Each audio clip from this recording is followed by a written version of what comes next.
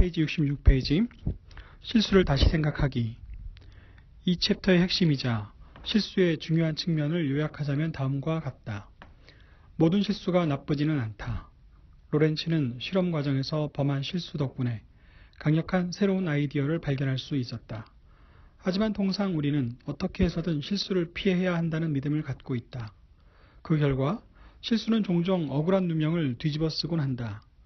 원래 진보란 성공과 실패가 교체하면서 일어나는 법이다. 실수 덕에 우리는 더 빨리 배우게 되고 나아갈 방향을 찾을 수 있다. 일부 실수들은 매우 나쁘지만 일부는 매우 유익하다. 차차 살펴보겠지만 실수는 배움을 촉진하고 선택의 대상을 넓힌다. 2. 우리의 통제 범위 밖에 있는 것은 놓치기가 쉽다.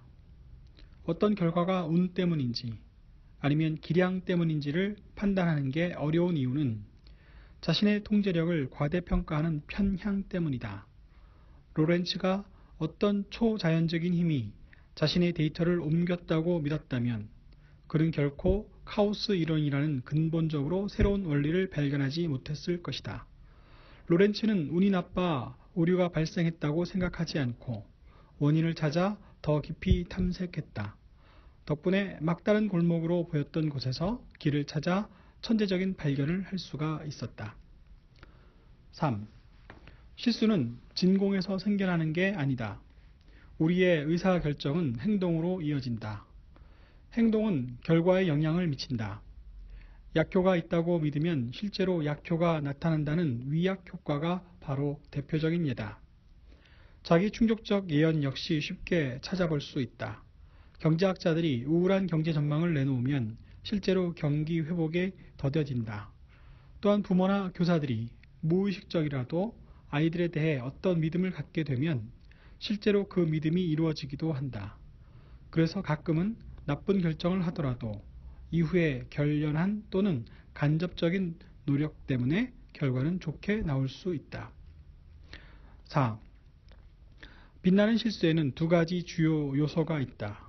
첫째로 애초에 기도했던 범위를 훨씬 벗어나 무엇인가가 잘못되어야 한다. 두 번째, 여기에서 발생한 비용보다 훨씬 유익한 편익, 예를 들어 새롭고 깊은 통찰 등을 얻을 수 있어야 한다. 빛나는 실수의 핵심은 두 번째이지만 첫 번째도 있어야 한다. 두 번째도 가능하다. 문제는 첫 번째와 두 번째를 동시에 얻기가 어렵다는 점이다. 일단 우리는 모든 실수가 동등하지 않다는 사실부터 받아들여야 한다. 그런 다음에 할 일은 해야 할 실수와 하지 말아야 할 실수를 구분하는 것이다. 빛나는 실수는 금융에서 말하는 콜 옵션과 유사한 성격 옵션을 구매하는 것과 같다. 나중에 더 많이 배우고 더 많은 편익을 얻기 위해 지금 작은 비용을 지불한다는 점에서 그렇다. 그러나 진짜 옵션과 달리 빛나는 실수는 사전에 미리 설계하기가 어렵다. 실수를 행하는 시점에서 우리가 알 수 있는 것은 제한적이기 때문이다. 만약에 어떤 일이 일어날 것이라 알기란 쉽지 않다. 또한 빛나는 실수는 최적화도 어렵다. 기대 수익이 마이너스이기 때문이다. 따라서 빛나는 실수에는 직관의 요소가 필요할 수밖에 없다. 합리적으로 정당화될 수 있는 수준을 뛰어넘어 자신의 생각을 시험하고자 하는 자세 역시 필요하다. 그러나 직관은 완전히 틀릴 수 있는 만큼 바보 같은 실수를 피하는 것 역시 중요하다. 챕터 3. 왜, 그리고 어떻게 오류를 범하나? 이유와 치료법. 인간은 종종 진실 위에 넘어진다. 그러나 대부분은 다시 일어나 마치 아무 일이 없었던 것처럼 서둘러 떠나버린다. 윈스턴 처칠. 페이지 77페이지. 우리가 틀릴 때는 다양한 방어 기제가 작동하는 것은 놀랍지가 않다. 인지적 불협화, 자기 합리화, 부정 등을 통해 우리 자신의 자아와 평판을 보호하려고 든다. 예측이 틀리거나 바보스러운 결정을 했을 때면 우리의 마음은 불협화의 상태로 진입한다. 한편으로는 스스로가 잘못했다는 것을 알면서도 다른 한편으로는 스스로를 똑똑하고 유능하다고 믿고 싶어한다. 이런 모순된 상황을 해결하는 방법은 두 가지다. 첫째는 자기 자신에 대한 등급을 한두 단계 낮추는 것이고, 둘째는 자신을 합리화하는 것이다. 예를 들어 자신의 실수가 아닌 것처럼 이야기를 꾸며내 스스로를 합리화하는 방법도 있다. 인지적 불협화를 선구적으로 연구한 학자인 레온 페스팅거는 합리적 전략을 관찰하기 위해 고전적인 실험을 했다. 페스팅거는 한 컬트 종교 집단에 침투했다. 이 집단의 리더가 곧 세계의 종말이 올 것이라고 예언했다. 신도들은 종말 때 찾아올 아마겟돈을 피하기 위해 높은 산으로 올라갔다. 페스팅거도 이들과 함께 했다. 마침내 예언했던 종말의 시점이 다가왔지만 아무 일도 일어나지 않았다. 신도들은 놀라고 당황했다. 컬트 집단은 인지적 불협화의 상태로 빠져들었다. 세계의 종말이 일어나지 않았다는 현실을 받아들이면서도 자신들의 리더에 대한 믿음을 어떻게 유지할 수 있을까? 한동안 토론한 끝에 이 컬트 집단은 자신들의 열렬한 기도가 세상을 종말로부터 구했다는 결론을 내렸다.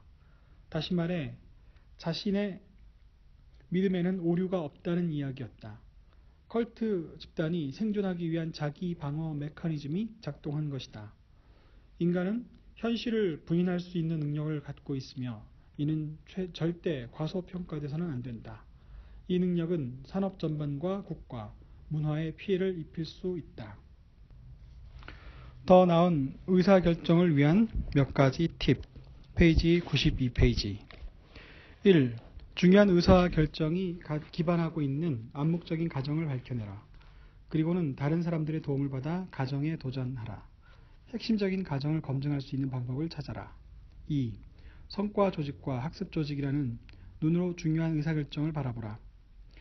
후자의 조직을 통해 실험적인 접근법을 더 쉽게 받아들일 수 있다. 3. 과도한 자신감이나 입수 가능한 근거를 기준으로 미래를 추정할 경우 오류가 발생할 수 있다는 사실을 인식하라. 그리고 스스로에게 정직해져라. 그래야 무엇을 모르는지 알 수 있다. 빛나는 실수는 우리를 더욱 현명하게 만들어준다. 4. 확증뿐만 아니라 반증의 증거도 찾아라. 회사의 지배적인 논리가 기반하고 있는 핵심 가정들을 반증하려고 하라. 그런 다음 이를 활용을 위해 위험을 다시 측정하라. 5. 성급한 결론 내리기와 정보 과다로 인한 분석 불능 사이에서 균형점을 찾아라. 직관을 통한 결정이 타당할 수 있다는 사실을 받아들이되 상당한 경험을 갖추기 전에는 직관을 맹목적으로 신뢰하지는 말라. 집단이 항상 더 나은 결정을 한다고 가정하지 말라. 그룹의 의사결정 과정을 잘 관리하지 못하면 집단 IQ는 평균보다 낮아질 수 있다. 7. 경험은 자동적이지만 배움은 그렇지 않다. 좋은 피드백을 받고 있다고 해도 처음에는 교훈의 내용이 애매모호할 수 있다. 필요한 데이터를 놓치거나 왜곡하지 않도록 노력하라. 8. 학습 조직의 문화와 성과 조직의 문화 사이에서 균형을 찾아라. 리더라면 어느 정도의 실패는 배움의 대가라고 생각하고 허용하라. 9. 복잡하고 빠르게 변화하는 세상에 대해 우리가 무엇을 알고 있는지에 대해 겸손한 시각을 가져라. 오래된 가정에 도전하고 검증하라.